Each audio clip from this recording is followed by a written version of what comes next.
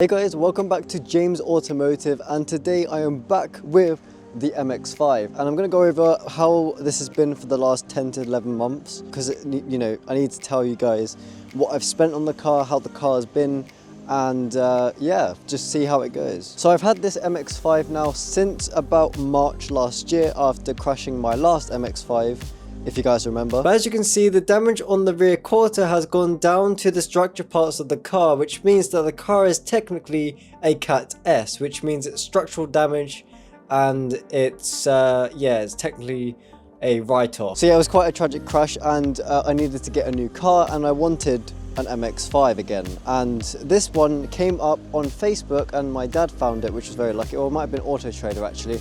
And I thought, you know what, let's go and have a look at the car, and I bought it that day. However, there are some issues that I had to correct because this car was, well, a bit strange. Now, what I mean by strange is that when I went to the MOT, it came up with a lot of issues, which I previously thought wouldn't even come up, because when I bought the car, I checked over everything that I could see. Well, the chassis legs I needed to fully replace, which means that I had to get it fully cut out and put back in by like a specialist, obviously, because I don't know how to do that. So yeah, which costed me around 1,750 for that, and not to mention the fact that I had to get a few other tweaks with the MOT as well, such as a new headlight, and a few other bits as well, which I can't remember off the top of my head. Now recently, there's been another issue that when I rev it, there's been like a funny sort of like rattly noise, and I seem to think that it is the steering pump or something, or the bearing in it, because the bearing is making a horrible noise or something. I don't know. I need to take it to a garage to find out exactly what it is, because it's very hard to pinpoint exactly what it is and where it is in the engine, because obviously it echoes around. Recently I had to get two rear tyres because I went over a pothole, and as you know, in the UK the potholes are extremely bad, and I had to get two new rear tyres because they caused a flat. So I needed new ones anyway, and I might as well get them, and I got Bridgestone because Bridgestone is known for their best tyres, from what I've heard, and obviously my dad has had Bridgestone tyres on a BMW, and they seemed to work really well. Now, how has the car treated me other than what I've stated? Well, the car is still as I bought it, pretty much, to say the least. It is driving how it should, apart from the fact, obviously, the steering is a bit off sometimes because of whatever reason, I don't know. It is a very old car. It is around 23 years old, so obviously things are going to go wrong, and it's a Mazda, so you know, anything can go wrong with in terms of rust. So who knows, the arches might start going soon, or I might have more issues with rust underneath the car. But so far the arches look to be okay. Like, there's not a single bubble coming up around these arches, and the front ones as well are looking pretty nice. Obviously I do need to clean this car. It's extremely filthy right now, as you can tell from the door and the rear.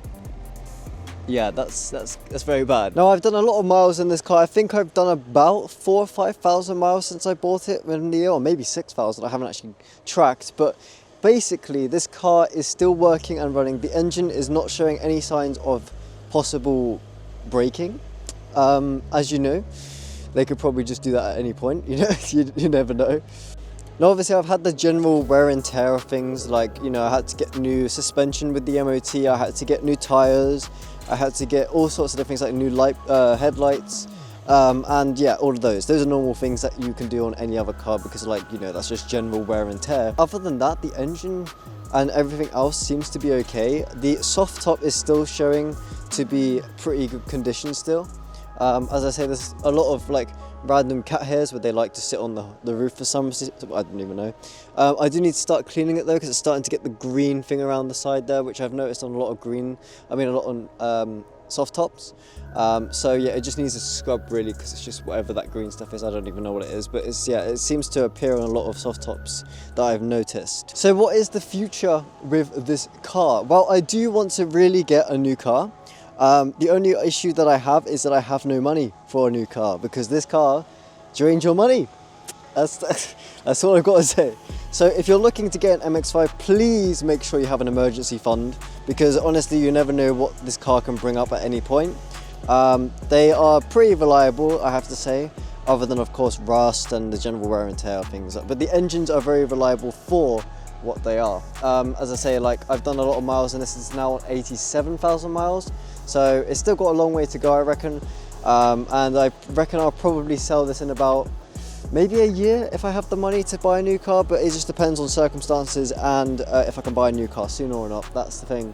What would I go for next? Well, I'd probably go for like a German car of some sort, maybe like a Mercedes SLK, or maybe I would go for a Porsche Boxster or something, I don't know. But obviously Boxsters have their representation of being a girl's car, but if you speak to anyone in the Porsche community, they say that it's not really a girl's car, and a lot of the older generation drive those Boxsters around.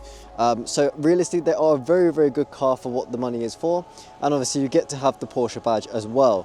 The only issue is if you need to buy any parts for the car, it will be very expensive because it's on the Porsche's name. So I'd have to look into that and obviously have to make sure that I have an emergency fund for if any of those parts need to be replaced. Or the other option is I buy an MX5 ND. Now they go for around 10 grand or 15. Obviously that's a lot of saving for me to do and a lot of work for me to do. So I don't know, but this is doing me well for the moment. Obviously there's probably going to be more things that are going to come up within the next year that I would have to replace, and then obviously I'd have to report back to you guys to tell you what's wrong with this car. But I think I'm going to have this car for at least a year to go in the future, and I've got a lot of things planned to do. So this year I am probably going to do a bit of a road trip at some point. I don't know where, but I might do something with my good friend Sam. So who knows, we might go to a different country, we might go to around the UK somewhere, I don't know, we might do something. But yeah, it's very exciting to be able to maybe take this car for a further journey than just around the house. Now if you're wondering why I'm missing these bad boys right there, the center caps, is the fact that they are worth a lot of money. Yeah, if you look on eBay, they are like 80 quid or something for two or something. I don't even know, I can't remember how much they were, but they're about 20 quid per one, which is just outrageous. Like for a center cap, a bit of plastic which goes in the center of the wheel costs so much money. I don't know, I'll probably leave them off maybe, because I don't feel like I should waste my money on a bit of plastic. But you know, it kind of just makes it annoying though, because like, you know, hole, not hole. And it's the same on the other side, because they both had the same issue where someone repaired the last ones and stuck them on. So when they came to do the tracking for the wheels, they had to take them off and they broke. So yeah, they had to basically do the alignment with it off. But anyway, if you are new to this channel, make sure to hit that subscribe button down below, and of course like the video if you want to see more with this car. I've got some things planned in the future with this car, so stay tuned and I'll catch you guys in the next video. Peace out.